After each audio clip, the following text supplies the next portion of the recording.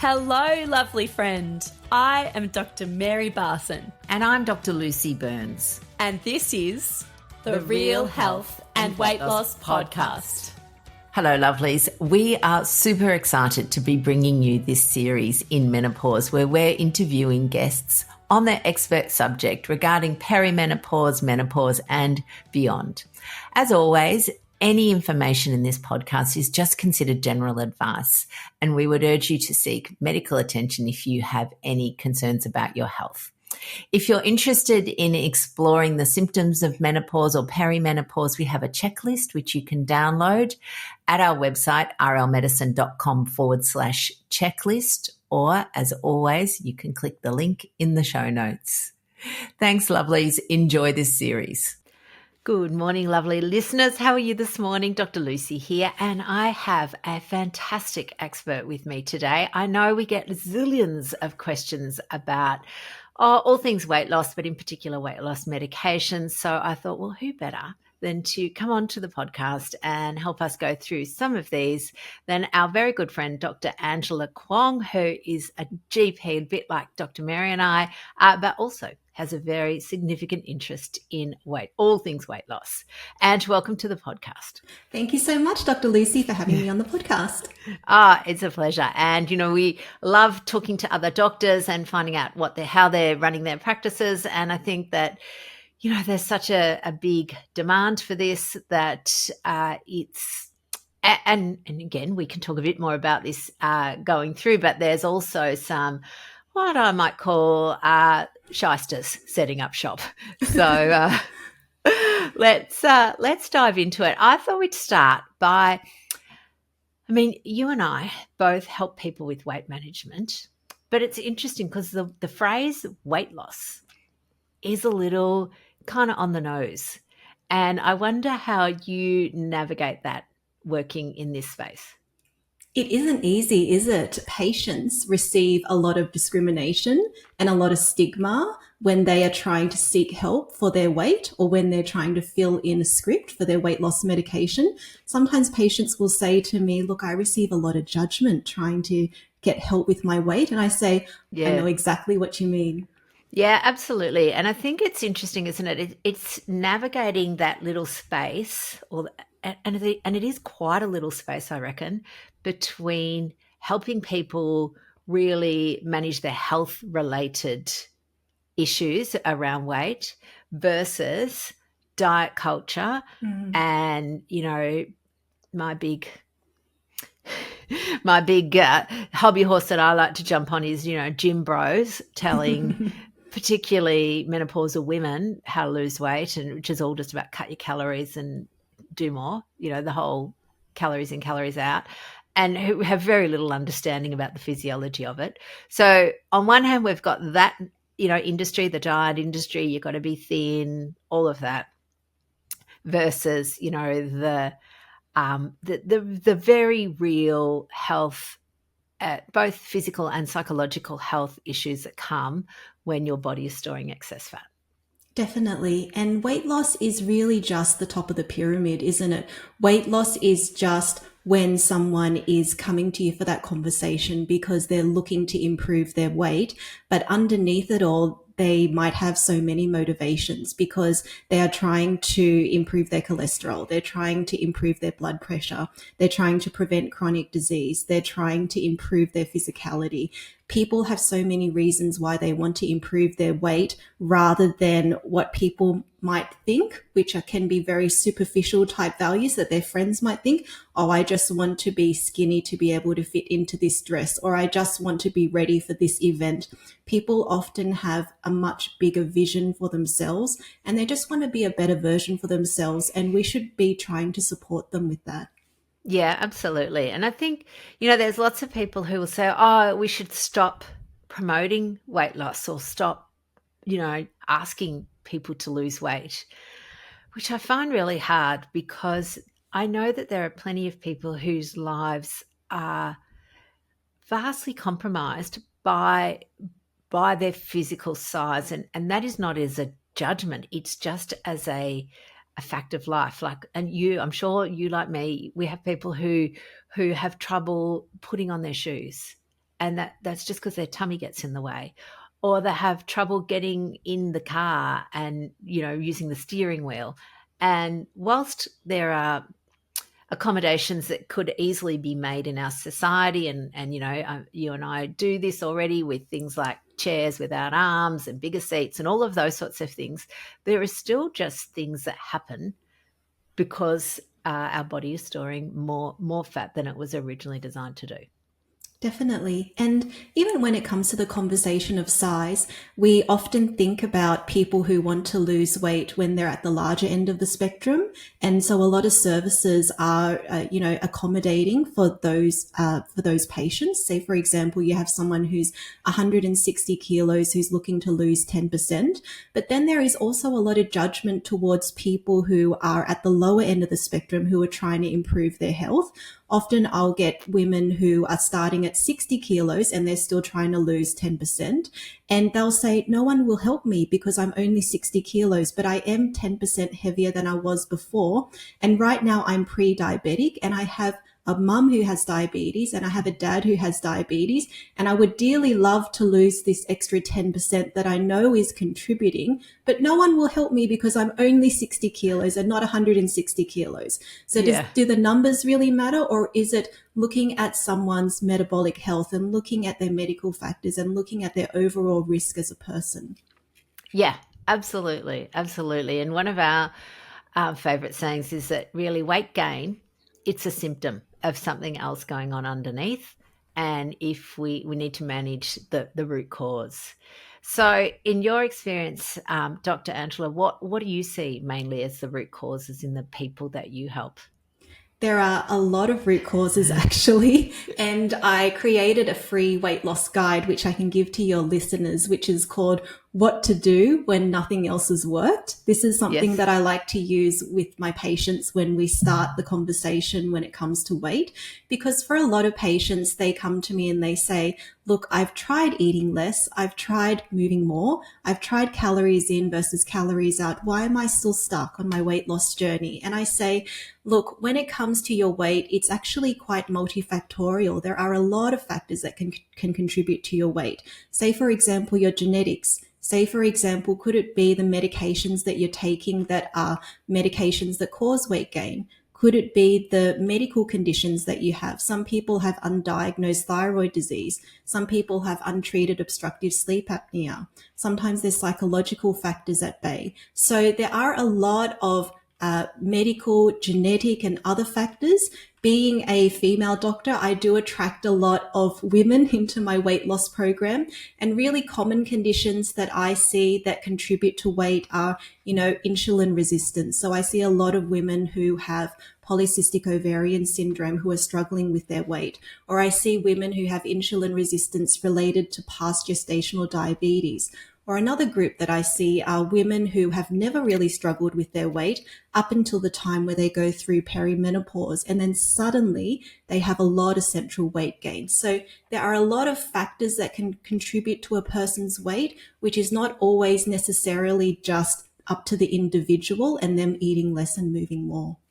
Oh, absolutely. And I think one of the ways we like to try and divide it is into sort of your physical causes or physiological causes, and then there's the psychological causes.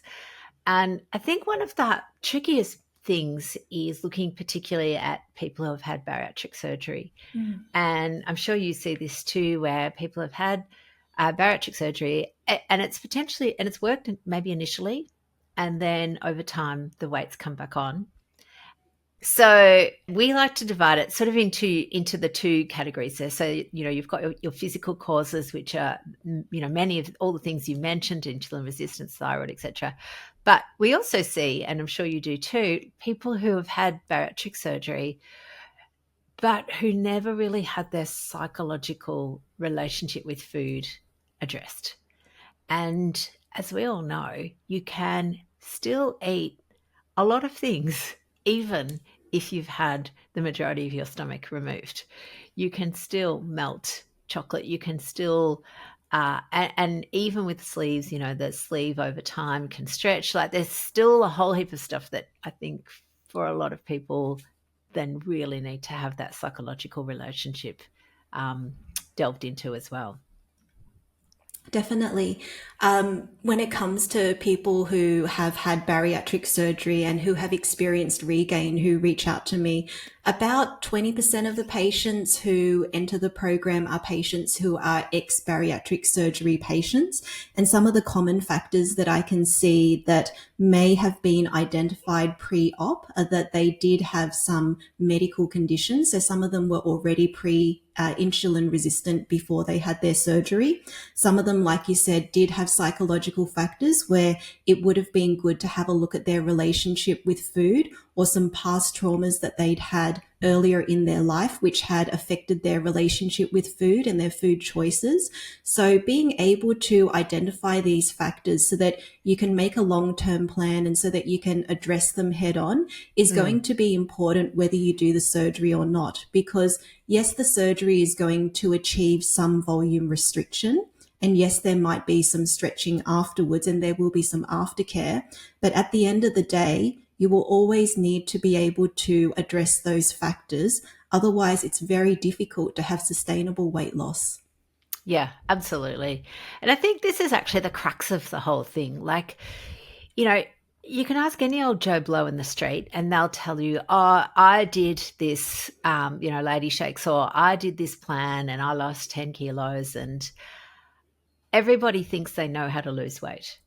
But if it was that easy, we would have all done it and it would all be off and nobody would have this problem.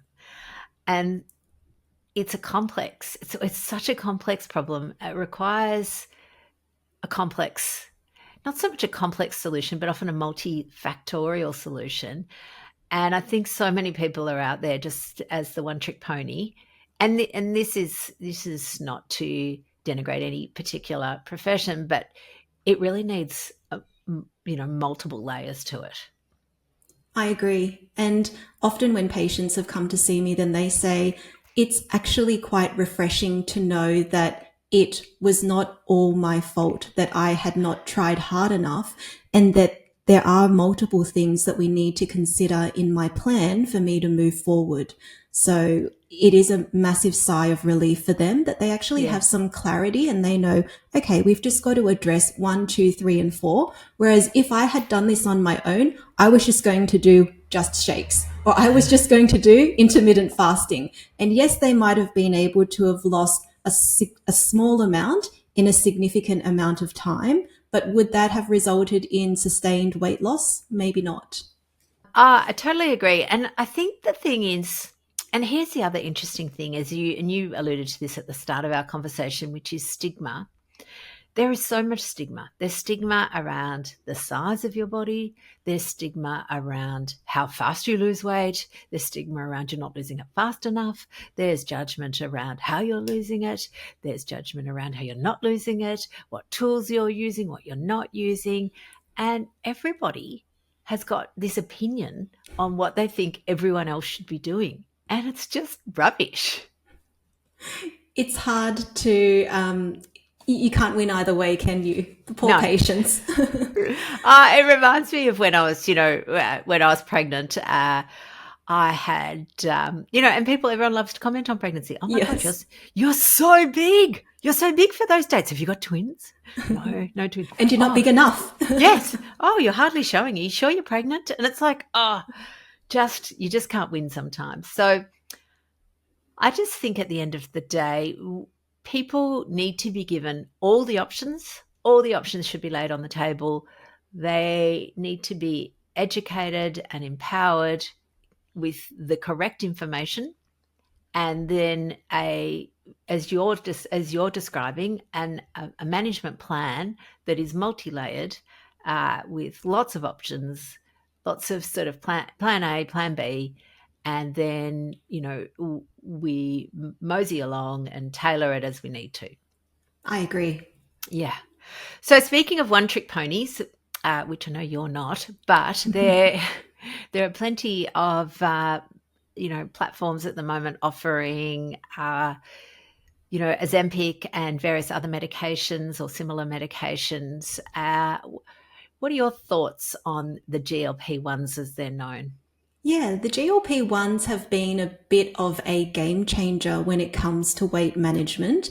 And I think the reason why is because that for a lot of patients who have struggled with their weight, there has been some degree of insulin resistance. So the GLP-1 medications were always designed as a diabetes type medication to help address insulin resistance. And one of the side effects of those medications is that it improves satiety, it slows down gastric emptying, which means that food is moving slower through the digestive tract, and also patients lose weight. And as a result, a lot of patients have been using that medication as a primary weight loss medication off label.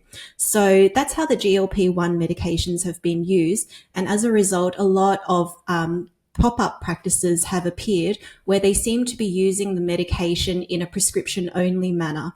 Now, whether that is good or bad is for every person to decide.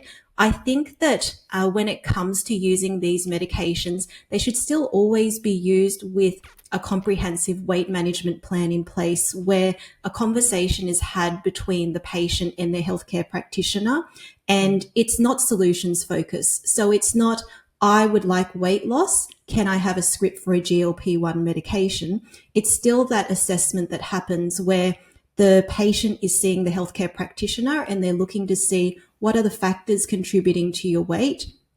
Can we address those? And would a GLP-1 be the most appropriate pharmacotherapy for you? And also, what are the lifestyle factors that we need to consider? Because are you planning to use a GLP-1 as a Kickstarter or as a long-term medication? We know that GLP-1 medications do have risks. They do have side effects. And so some patients might not actually want to have a GLP-1 medication in the long term. So there are a lot of factors to consider. And the answer might not always be, let's just get a script for a GLP-1 medication and be so solutions focused. Yeah, I love that. We often talk about that idea that particularly when your goal or your solution or your endpoint is purely looking at numbers on the scale, that's a double-edged sword for so many people. And we see it even within the people that take the GLP-1s, where for some people, for whatever reason, that they don't work. And I think that just adds to the fact that, you know, obesity, and I know obesity is a trigger word. So for anybody who's triggered, please don't think that we're triggering you. It's just that medical diagnosis. But we know that it is multifactorial, and I don't think we have all the answers yet. I think you're right. They have had a profound effect for a lot of people, but there's still a few pieces of the puzzle missing. Definitely. I agree. What are your thoughts on stopping GLP-1s? That's a really good question because I feel like I'm a little bit alone in that field, in that the great majority of my patients do stop the medication. So I spoke at the Wonka Sydney World Conference last year and presented to GPs who were all over the world and presented some case studies, including one case study where I showed where I had used the GLP-1 medication in a kickstart fashion, which is the way that I use it for most of my patients. So the way that I would generally treat someone is, like I said, assess them and see what are the factors contributing to their weight, sometimes consider whether they need to use a weight loss medication to kickstart the process, help them to implement new lifestyle routines so that they'll be able to continue that on, and use the GLP-1 medication in a weaning up and in a weaning down phase. So when they're getting close to their target weight, I would generally help them to wean down that medication while we are still maintaining their lifestyle routine. So that's the way that I tend to use it. There are a lot of doctors who would disagree with me, and they would say, I have been taught that obesity is a chronic disease similar to high blood pressure, and that just like high blood pressure, you've been diagnosed with it. It's a chronic disease. You take your high blood pressure medications for the rest of your life. But I would actually say that even with high blood pressure, sometimes there is a lifestyle element to it. And I have had patients with high blood pressure who have been able to wean down, reduce, or cease their blood pressure medications and have been able to maintain normal blood pressure, just with lifestyle factors. And I think that it is possible for patients to be able to wean up and wean down their GLP-1 or their weight loss medication if you have been able to address the factors contributing to your weight. So if, say, for example, the reason why someone had been struggling with their weight was because they were taking a medication that was causing the weight gain, and you've been able to identify that and switch them onto a weight neutral medication during that time, or if you've been able to identify that they are actually pre-diabetic or they're hypothyroid and you've been able to stabilize them, I think the beauty in that is being able to identify, treat, and manage their medical condition, use the GLP-1 in a weaning style. For me, the great majority of my patients have been able to wean off a GLP-1, and I find that very rewarding, I must say. Absolutely. And so for me as a lifestyle medicine doctor, my, when I first started being a doctor, which is like, a long time ago now, I was sort of excited to write a script. It was like, oh, goody, I can help somebody. I write a script and wow, look at this. They've got better, until I realized they weren't necessarily better. So now my greatest thrill is to be able to deprescribe and cross off things with glee. With the caveat, though, and I think this is the caveat, that if you want to reverse your high blood pressure, or you want to reverse your diabetes or your type 2 diabetes or your obesity, you have to, the thing that you do to reverse it is the same thing you do to maintain it. Yes. And this is the thing that I think dieting and diet culture has missed, because in diet land, you go on a diet for a while, get to your weight, then you move into this maintenance phase, which usually means more food. And in general, I find that it doesn't actually work like that. So what we want to do is have a process that is maintainable, rather than really, really restrictive that you'll white knuckle your way through, get to it, because then you get to maintenance, and then, wow, look at that, after my maintenance, I'm suddenly back to where I was. I agree. Having a new normal, which is a very healthy version that can be maintained and is not too different to what you would normally enjoy, something that you can embrace and something that is quite acceptable to the rest of the family, is something that is going to be very easy for you to continue on for the rest of your life. Yeah, totally. I love that. Totally. So, interesting. What are your thoughts? Do you think that people in general are given enough information about the GLP-1s before they start? Not usually. I find that that's usually given to the pharmacist, isn't it? Most patients, they tell me that the first time that they find out about the side effects of the medications is when they open up that box and they find that humongous leaflet that is the size of a fridge. Yeah, absolutely. And it's interesting. And again, I don't know the reason why, whether it's the practitioner, whether there's so much information they haven't been able to hear it all, or whether it's because they're accessing this script on a telehealth service that is, provides minimal information. But I think part of the reason I know that people aren't always given the right information is because I like to do a little bit of Facebook stalking in various groups, and I see questions that I think, why hasn't that been answered by your doctor or your prescriber? Things like people writing, they've been on the starting dose 0.25 milligrams for 2 weeks and they haven't lost any weight yet. What's going on? And you think, wow, you weren't given the full picture. Yeah, it's very important for patients to be informed about the dosing, the side effects, the interactions, and also the expectations as well, in that, when you are put on the starting dose, it is not a weight loss phase. It is a getting to know you phase for the medication to get to know your body, isn't it? It's so important. Yeah, absolutely. Yeah. Expectation management, I think, is the biggest thing that people, that sets people up for success, when they know what to expect. And then they're not sort of disappointed then when it hasn't worked in a way that they thought, and realizing that what they had thought was unrealistic or not reasonable. So yeah, I think that's a great point. Having said that, that's part of Yeah. the reason why I did my consultations backwards. So, there is limited time in a consultation. And sometimes if, say, for example, you were doing a traditional 15-minute consultation with a patient and they said to you, look, I'm thinking about starting a weight loss medication. You've done that assessment and, oh, is there really time to start going through these are the risks, these are the side effects, these are the contraindications? You're really going to run out of time, aren't you? So maybe you would have to book a follow-up appointment with the patient to go through all of this information. What I realized was that a lot of that information was the same information that I could give to each patient. And so I did it as a program where I could pre-record that information for patients. So these are all the medications. These are the costs, these are the side effects, these are their interactions.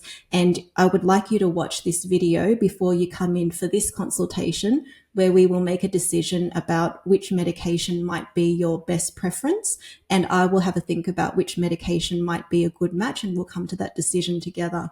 It's a slightly backwards way of doing it, but it allows the patient to have a think about that essential information. Yeah, absolutely. And it gives them, basically you're educating them beforehand, and that helps them make an informed choice, because gone are the days where it used to be, I don't know, doctor, what do you think? Like that's just not how we work anymore. So yeah, that's a great idea. I love that. So pros and cons then of the GLP-1s in a nutshell. What do you think they are? Pros are that for some of the GLP-1s, they are weekly. They are quite effective, so they have good percentages of weight loss, and some of them are actually starting to achieve effectiveness reaching bariatric surgery. And cons would be that they generally need to be done by injection. So some patients who are scared of needles, it might not suit you. Cons are also that they generally are quite expensive, more so expensive than oral medications. And also they can be associated with reduced appetite. So it can be quite hard for you to achieve your nutritional goals. And some patients may also have reduced muscle mass as well. So there are a lot of things to consider for patients. Yeah, absolutely. And I think you're right. I mean, people, and again, just based on my research from stalking Facebook groups, people have very little idea about nutrition.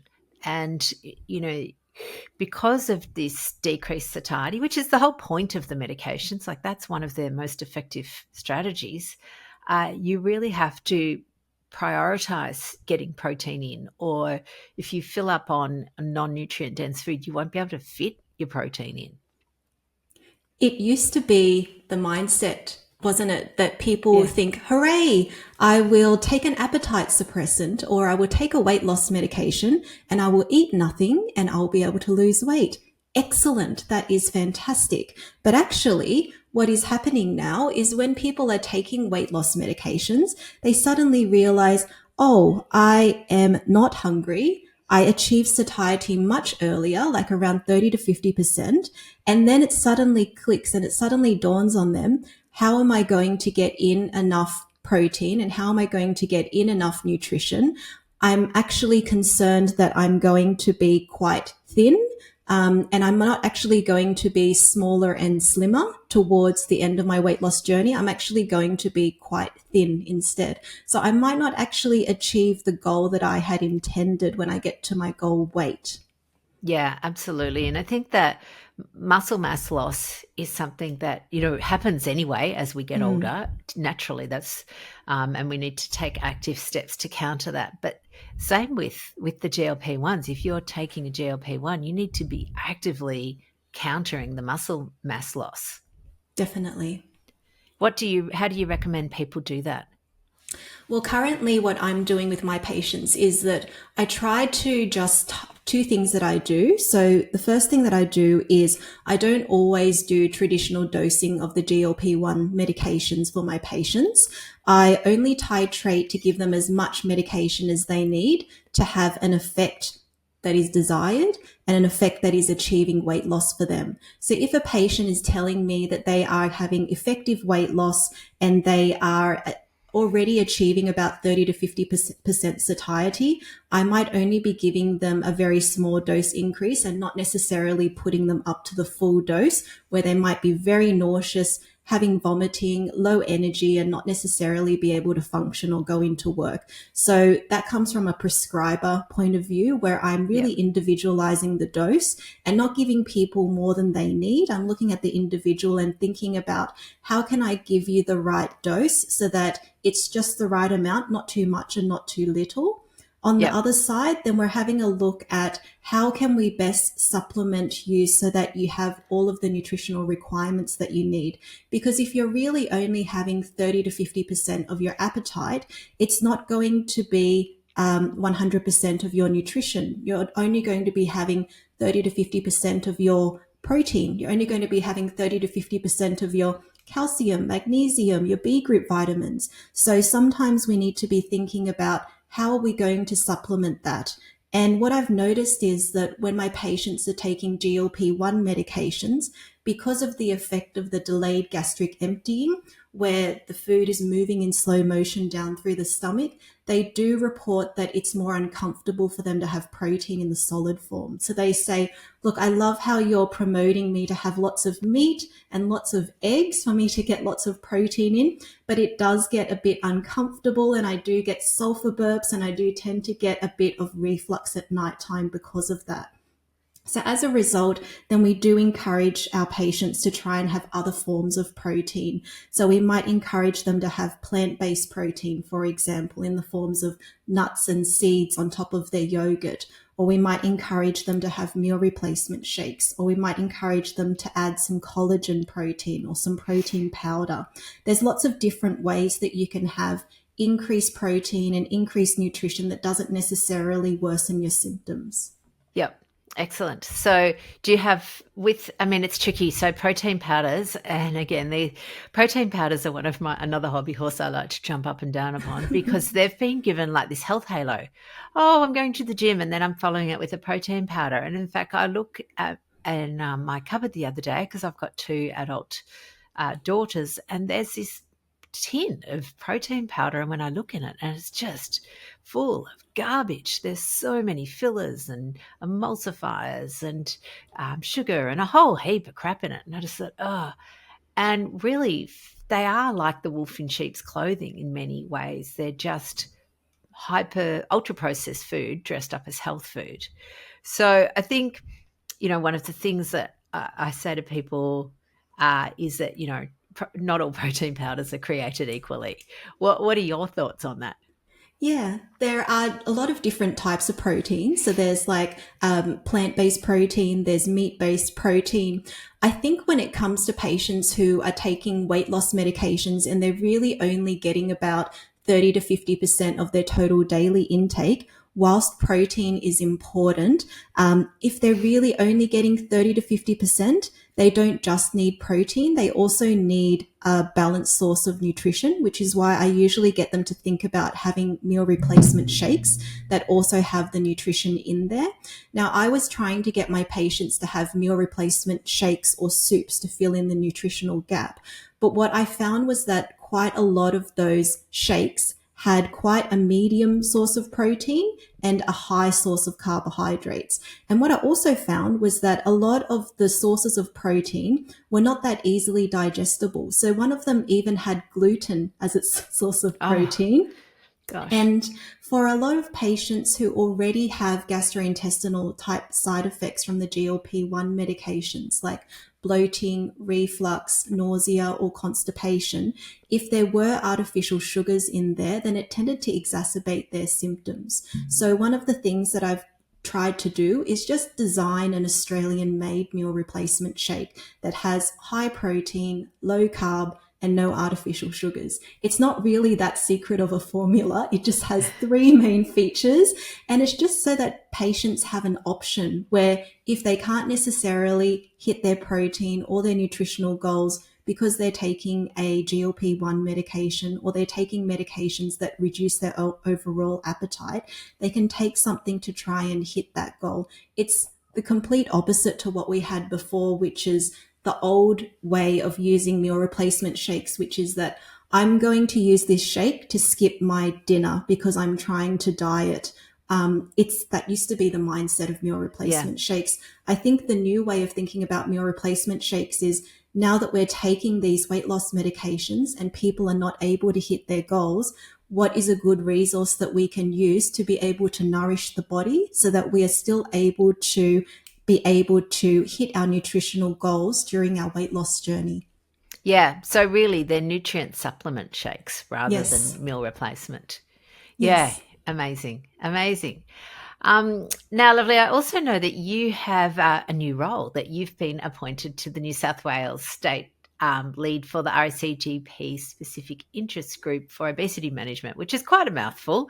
But I do the summary of that means that you're now in a leadership role around advocating and educating, particularly other doctors and GPs around obesity and its complications. What do you want to achieve with this role? Thank you. So I have two things that I want to achieve with this role. The first thing that I want to do is really open the conversation on obesity and on weight management and make it something that people are proud to talk about. You know how at the beginning of the conversation we said weight loss. Oh, who really wants to say the word weight loss? I want people to be proud to have a weight loss conversation. So yes. I want people to be proud and to be present and have fearless conversations and feel welcomed, essentially. So I want the practitioners to feel welcome. I want the people to feel welcomed. And in fact, I want everyone to feel invited. I'm actually running a free online event of which Dr. Lucy is a panelist, and it is called the Australian Weight Loss Summit. I've invited 8 panelists who are all experts in their own fields. We've got GPs, we've got Dr. Lucy, who is a lifestyle medicine expert. We've got a low carb expert. We've got a weight loss surgeon. We've got a dietitian, an exercise physiologist. We've got a psychologist. So we've got people from all aspects of weight management where we're going to have really lovely open conversations. And I deliberately called it the Australian Weight Loss Summit because I want it to just be out there and shouted from the rooftops rather than in these quiet little secret conversations. I want everyone to feel welcome and to come and ask their questions and get their questions answered. Oh, I love that. I love that. Now, could you tell our listeners, when is it on? It's happening in July. So it's going to happen over 3 nights in July. The first night is going to be on the 25th of July, Thursday the 25th of July. Night 2 is Monday the 29th of July, and night 3 is Thursday the 1st of August. Beautiful. So lovely. So you get to the opportunity to come along and listen to some expert panelists talk about their approach to weight management. And again, everyone is different. And I think that that's okay because, as we've discussed, every person is different. Things that work for some people don't work for others. Sometimes you need to hear the same message from a different person and the penny drops for you. And I think all of us, we just want people to be well. Like, we just want people to feel good. We want people to have long, active, vital lives and not be weighed down by chronic disease. And there was a pun in there. But it's really important. And I mean, look, you lovelies all know, you know that Dr. Mary and I and Dr. Angela, none of us are here to judge anybody. We're all just here to unpack the complex picture that having obesity and being overweight can paint, and optimize it to the best of our ability and to the best of yours. Wonderful. I hope everyone can join us. The URL is awlsummit.com.au. Good. So lovely. So we will have all this in the show notes for you. So it'll be all the W's, AWL, so Australian Weight Loss Summit.com.au, and that'll be fantastic. I love that. Dr. Angela, this has been a great conversation. I'm sure that we will have heaps of people joining the summit. We will also put the links to your Instagram in the show notes. What is your Instagram handle? It's /Dr Angela Kwong. Excellent. So we'll put that in the show notes as well. And lovelies, hope to see you at the summit. That'll be great. Thank you so much. See you soon. Bye, everybody. Have a good week, and I'll talk to you all next week. Bye for now, lovelies. The information shared on the Real Health and Weight Loss podcast, including show notes and links, provides general information only. It is not a substitute, nor is it intended to provide individualised medical advice, diagnosis, or treatment, nor can it be construed as such. Please consult your doctor for any medical concerns.